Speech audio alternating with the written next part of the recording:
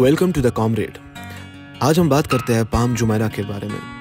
Palm Jumeirah Dubai के coast के सामने एक exceptionally engineered large scale man made island है।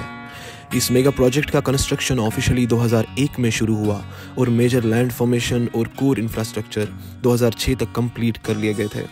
ये आइलैंड एक परफेक्ट डेट पाम ट्री की शेप में डिज़ाइन किया गया, जिसमें ट्रंक, 17 फ्रंट्स और एक क्रीसेंट शेप ब्रेक वाटर शामिल है। ये पूरा प्रोजेक्ट दुबई की एम्बिशन, विजन और इंजीनियरिंग ब्रिलियंस का एक शाइनिंग एग्जाम्पल है। आज पाम जुमेरा दुनिया का लार्जेस्ट मैन मेड आइलैंड माना जाता है, जो स्पेस से भी क्लियरली विजिबल है। पाम जुमेरा की डेवलपमेंट ने दुबई की कोस्ट लाइन को 56 किलोमीटर तक एक्सटेंड कर दिया, जो मॉडर्न कोस्टल इंजीनियरिंग में एक यूनिक ग्लोबल रिकॉर्ड है। ब्रेक वाटर कोस्टल प्रोटेक्शन के लिए 7 मिलियन टन रॉक्स डिप्लॉय की गई। इतना वेट अप्रॉक्सीमेटली आईफिल टावर के 7000 टाइम्स के बराबर होता है। हर बोल्डर का वेट 1 से 6 टन तक का था, जिसे स्पेशली मैरीन बार्ज से लाकर एग्जैक्ट पोजीशन पर रख दिया गया। इस आइलैंड का आइडिया शेख मोहम्मद बिन राशिद अल मखदूम ने दिया, जिनका ड्रीम था कि दुबई को दुनिया की टॉप टूरिस्ट हब्स में लाया जाए और ऑयल के अलावा इकोनॉमी को डाइवर्सिफाई किया जाए। पाम जुमेरा बनाना कोई नॉर्मल कंस्ट्रक्शन प्रोजेक्ट नहीं था।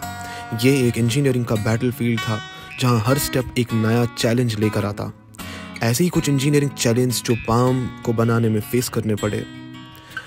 Strong marine currents and wave dynamics. Arabian gulf की अनप्रेडिक्टेबल करंट्स और अग्रेसिव वेव पैटर्न ने सैंड प्लेसमेंट और शोरलाइन स्टेबिलिटी को एक्सट्रीमली चैलेंजिंग बनाया। इंजीनियर्स ने सी बेड पर high strength geotextile membrane deploy की, जो इरोजन मिनिमाइज करने, सैंड को कन्फाइन करने और हाइड्रोलिक प्रेशर डिस्ट्रीब्यूट करने के लिए स्पेसिफिकली डिजाइंड होती है। ये fabric foundation level stabilization provide करती है। High precision sand placement. Millions of cubic metre sand को एक्यूरेटली पाम ज्योमेट्री में पोजीशन करना एक एक्स्ट्रा ऑर्डिनरी प्रेसिशन डिमांड करता है। एडवांस डिफरेंशियल जीपीएस सिस्टम और रेनबोइंग टेक्निक यूज की गई, जिसे सैंड स्प्रेइंग का अलाइनमेंट सेंटीमीटर लेवल एक्यूरेसी के साथ कंट्रोल किया जा सकता है। हर फ्रंट का कर्वेचर कंप्यूटेशनल मॉडलिंग के थ्रू रिफाइन होता था। Crescent shaped breakwater construction. 11 kilometre लंबा प्रोटेक्टिव ब्रेक वाटर आइलैंड को टाइडल फोर्स से शील्ड करता है। इस स्ट्रक्चर के मैसिव रॉक बोल्डर्स को डीप मरीन एनवायरनमेंट में एक्यूरेटली प्लेस करना था। Specialized marine bars, dynamic positioning cranes और under water acoustic sensor use किए गए।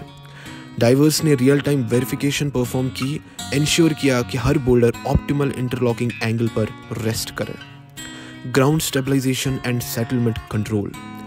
मैरीन सैंड नेचुरली लूज होती है, जिस पर हेवी इंफ्रास्ट्रक्चर सेफली सपोर्ट नहीं हो सकती।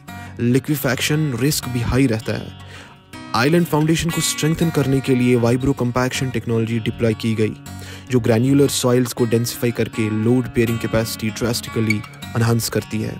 साथ ही डीप फाउंडेशन पाइल्स ड्राइव की गई ताकि लॉन्ग टर्म सेटलमेंट मिनिमाइज हो। Fresh water infrastructure challenge. Island को फंक्शनल बनाने के लिए dependable fresh water supply essential थी, जो नेचुरल फॉर्म में बिल्कुल ही अवेलेबल नहीं थी।